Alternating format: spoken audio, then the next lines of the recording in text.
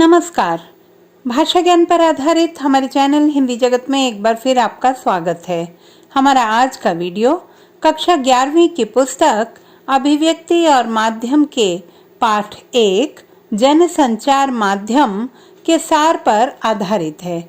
बच्चे अक्सर अभिव्यक्ति और माध्यम पुस्तक को पढ़ना नहीं चाहते, परंतु अंकों की दृष्टि से परीक्षा पत्र में इसके महत्व को देखते हुए इसे संक्षिप्त रूप में समझाने का प्रयास किया गया है। तो आइए प्रारंभ करते हैं पाठ का सार संक्षेप। संचार शब्द की उत्पत्ति चर धातु से हुई है, जिसका अर्थ है चलना या एक स्थान से दूसरे स्थान तक पहुंचना।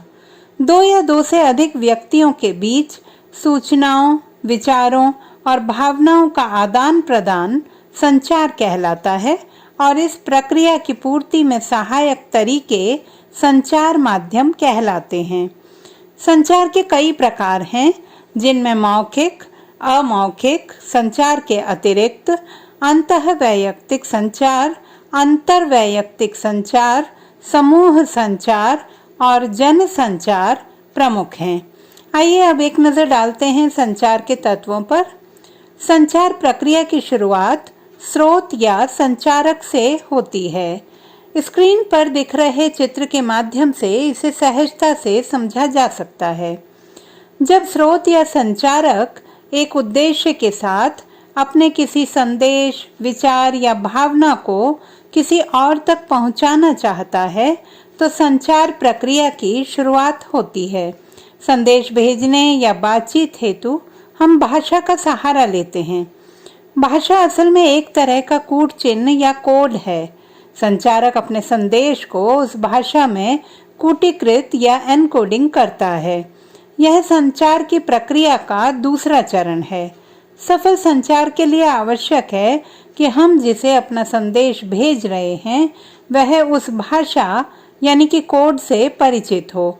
इसके बाद संचार प्रक्रिया में अगला चरण संदेश का है, लेकिन संदेश को किसी माध्यम के जरिए प्राप्तकर्ता तक पहुंचाना होता है। यह माध्यम ध्वनि तरंग या वायु तरंग के साथ साथ टेलीफोन, समाचार पत्र, रेडियो, टेलीविजन, इंटरनेट अथवा फिल्म हो सकते हैं। प्राप्तकर्ता यानी रिसीवर प्राप्त संदेश का कूटवाचन यानी उसकी डिकोडिंग करता है। डिकोडिंग का अर्थ है प्राप्त संदेश में निहित अर्थ को समझना। संदेश का प्राप्तकर्ता उन चिन्हों और संकेतों के अर्थ निकालता है और उसके मुताबिक अपनी प्रतिक्रिया व्यक्त करता है। प्रतिक्रिया सकारात्मक या नकारात्मक हो सकती है। संचार प्रक्रिया में प्राप्तकर्ता की इस प्रतिक्रिया को फीडबैक कहते हैं। संचार प्रक्रिया की सफलता में फीडबैक की अहम भूमिका होती है। वास्तविक जीवन में संचार प्रक्रिया सुचारू रूप से नहीं चलती। उसमें कई बाधाएं आती हैं, जिन्हें शोर यानी कि नॉइज कहा जाता है। यह शोर मानसिक से लेकर तकनीकी और भौतिक शोर तक हो सकता है। सफल संचार के लिए संचार प्रक्रिया से शोर को हटाना या कम करना बहुत जरूरी है। संचार के प्रकार। संचार को विस्तार पूर्वक समझने के लिए इसे कई रूपों में बांटा जा सकता है। किसी को संकेत के माध्यम से कुछ कहना सांकेतिक संचार है। बातचीत करना मौखिक संचार है। आंखों, चेहरे के हाव भाव और हाथों की गति के माध्यम से भावों की अभिव्यक्ति अमौखिक संचार कहलाती है। हमारे जीवन की सबसे महत्वपूर्ण भावनाएं अमौखिक संचार के जरिए ही व्यक्त होती हैं, जैसे खुशी, दुख, प्रेम, डर आदि। संचार का सबसे बुनियादी रूप है अंतःवैयक्तिक यानी कि इंट्रापर्सनल संचार। इस संचार प्रक्रिया में संचारक और प्राप्तकर्ता एक ही व्यक्ति होता है। उदाहरण, मन ही मन, विचार मंथन। जब दो व्यक्ति आपस में और आमने सामने संचार करते हैं तो इसे अंतर्वैयक्तिक यानी इंटरपर्सनल संचार कहते हैं। इस संचार में फीडबैक तत्काल प्राप्त होता है। संचार का तीसरा प्रकार है समूह संचार। इसमें एक समूह आपस में विचार विमर्श या चर्चा करता है। उदाहरण, कक्षा में किसी विषय पर परस्पर चर्चा। संचार का सबसे महत्वपूर्ण और आखिरी प्रकार है जनसंचार, यानी कि मास कम्युनिकेशन। जब हम किसी समूह के साथ प्रत्यक्ष संवाद की बजाय किसी तकनीकी या यांत्रिक माध्यम के जरिए समाज के एक विशाल वर्ग से संवाद स्थापित करने की कोशिश करते हैं तो इसे जनसंचार कहते हैं। उदाहरण समाचार पत्र, रेडियो, टीवी, सिनेमा या इंटरनेट आदि। जनसंचार की विशेषताएं। जनसंचार के संदेश सबके लिए होते हैं। इसमें संचारक और प्राप्तकर्ता के बीच कोई सीधा संबंध नहीं होता, परंतु प्राप्तकर्ता संचारक को उसकी सार्वजनिक भूमिका के कारण पहचानता है।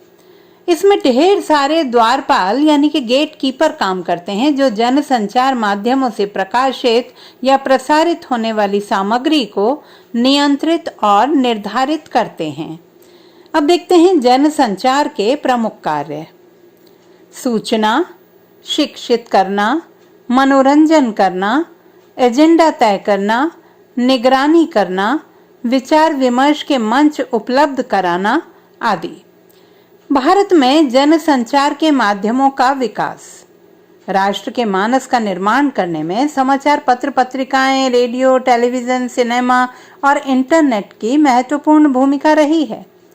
समाचार पत्र पत्रिकाएं जनसंचार की सबसे मजबूत कड़ी पत्र पत्रिकाएं या प्रिंट मीडिया है। हालांकि दुनिया में अखबारी पत्रकारिता को अस्तित्व में आए 400 साल हो गए हैं, लेकिन भारत में इसकी शुरुआत सन 1780 में जेम्स ऑगस्ट हिकी के बंगाल गैजेट से हुई, जो कोलकाता से निकला था।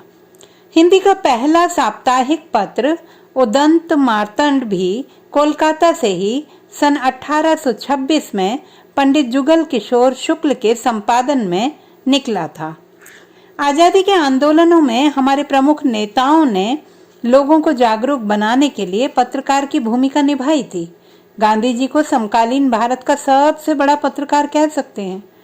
आजादी के पहले के प्रमुख पत्रकारों में गणेश शंकर विद्यार्थी, माखनलाल चतुर्वेदी, महावीर प्रसाद द्विवेदी, प्रताप नारायण मिश्र, शिव पूजन सहाय एवं बाल मुकुंद गुप्त आदि प्रमुख हैं।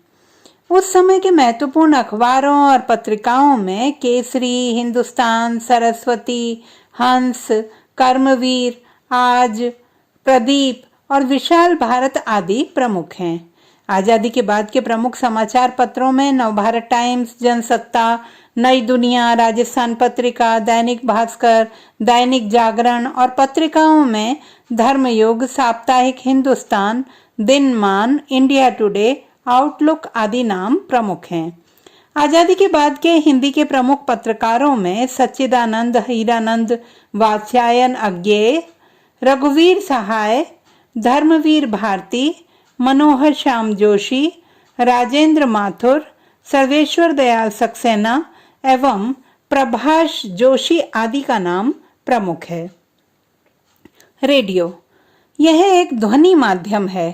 पत्र पत्रिकाओं के बाद रेडियो ने दुनिया को सबसे ज्यादा प्रभावित किया। भारत में सन 1921 में मुंबई में टाइम्स ऑफ इंडिया ने डाक विभाग के सहयोग से पहला संगीत कार्यक्रम प्रसारित किया था।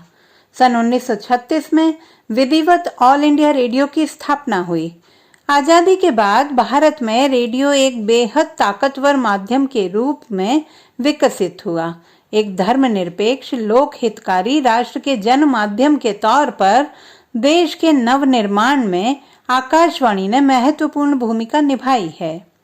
टेलीविजन जनसंचार का सबसे लोकप्रिय और ताकतवर माध्यम बन गया है। प्रिंट मीडिया के शब्द और रेडियो की ध्वनियों के साथ जब टेलीविजन के दृश्य मिल जाते हैं तो सूचना की विश्वसनीयता कई गुना बढ़ जाती है। भारत में टेलीविजन की शुरुआत यूनेस्को की एक शैक्षिक परियोजना के तहत 15 सितंबर 1959 को हुई थी, लेकिन 1965 में स्वतंत्रता दिवस से भारत में विधिवत टीवी सेवा का प्रारंभ हुआ। 1976 तक टीवी सेवा आकाशवाणी का हिस्सा थी। 1 अप्रैल 1976 से इसे अलग कर दूरदर्शन नाम दिया गया।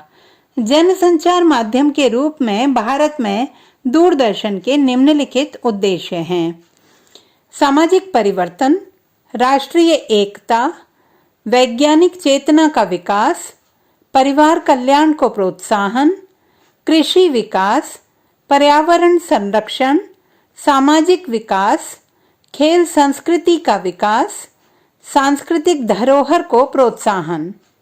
भारत में अक्टूबर 1993 में निजी चैनलों के प्रारंभ के साथ टेलीविजन का असली विस्तार हुआ। आज पूरे भारत में 200 से अधिक चैनल प्रकाशित हो रहे हैं। सिनेमा जनसंचार का सबसे लोकप्रिय और प्रभावशाली माध्यम है सिनेमा। हालांकि वह जनसंचार के अन्य माध्यमों की तरह प्रत्यक्ष तौर पर सूचना देने का काम नहीं करता, लेकिन फिल्मों में निहित संदेश, ज्ञान देने और जागरूक करने का कार्य करता है। सिनेमा के आविष्कार का श्रेय थॉमस अल्वा एडिसन को जाता है। सन 1894 में फ्रांस में पहली फिल्म बनी the arrival of train. Bharat में पहली मूक फिल्म राजा हरिश्चंद्र 1913, जिसे बनाने का श्रेय दादा साहब फाल्के को जाता है। सन 1931 में पहली बोलती फिल्म बनी आलम आरा। वर्तमान में भारत हर साल लगभग 800 फिल्मों का निर्माण कर दुनिया का सबसे बड़ा फिल्म निर्माता देश बन गया है। इंटरनेट जनसंचार का सबसे नया लेकिन तेजी से लोकप्रिय हो रहा माध्यम है। यह एक ऐसा माध्यम है जिसमें प्रिंट मीडिया, रेडियो, टेलीविजन, किताब, सिनेमा आदि के समस्त गुण मौजूद हैं। इसकी पहुंच दुनिया के कोने कोने तक है। यह एक अंतरक्रियात्मक माध्यम है जिसने जनसंचार की अनेक नई संभावनाएं जगा दी हैं। वहीं शोधकर्ताओं के लिए भी संभावनाओं के नए कपाट खुले हैं। हालांकि इसमें कुछ खामियां भी हैं।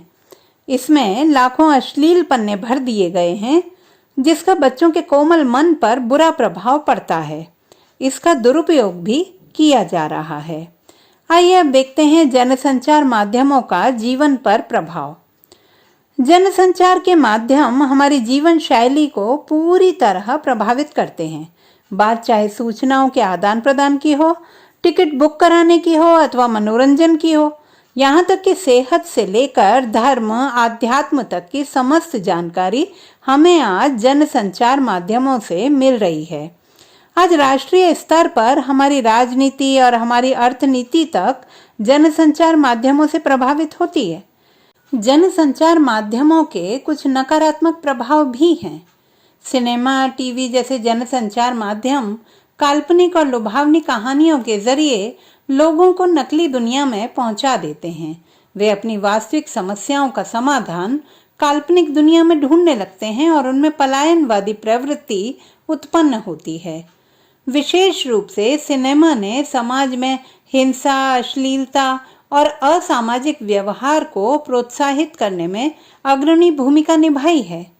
समाचार पत्रों और टेलीविजन चैनलों द्वारा किसी खास खबर या मुद्दे को अनावश्यक रूप से जरूरत से ज्यादा उछाला जाता है अथवा तथ्यों को तोड़ मरोड़ कर सच्चाई छुपाने का प्रयास किया जाता है।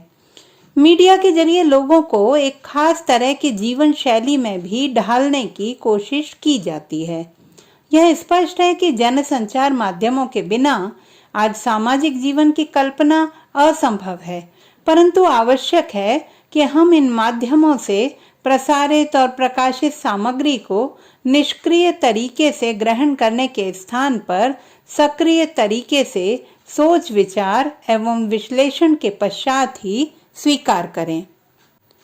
तो बच्चों, आशा करती हूँ कि हमारा आज का यह पाठ आपके लिए अत्यंत सहायक सिद्ध होगा। अभिव्यक्ति और माध्यम के अन्य पाठों के सार को समझने के लिए, जानने के लिए बने रहिए सुनीता भटनागर हिंदी जगत के साथ। आपका दिन शुभ हो।